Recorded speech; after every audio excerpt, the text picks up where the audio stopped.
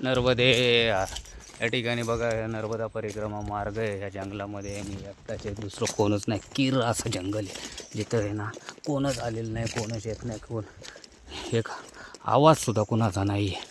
कारण ह्या जंगलात पाठीमागे तुम्ही पाहू शकता बघा.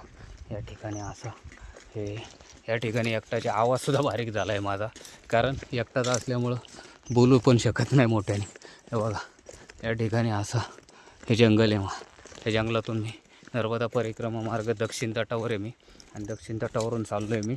हा दक्षिण तट आहे.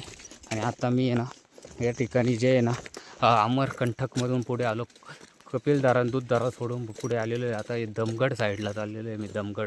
दमगड बघूया आता. तिथे मला एखादा आश्रम लागतो का? आश्रम तर नाहीच आहे, पण तो आश्रम डायरेक्ट निळकंठ धाम आहे ना, तिथे समोर एक आश्रम आहे. कारण त्याच बाजूने मी होतो ना, पण ते 15-20 किलोमीटर अंतरावरती. त्याच्यामुळं मला जंगल पार करून आहे फटाफट पुढे जायचं. हे जंगल पार करून नर्मदे हर.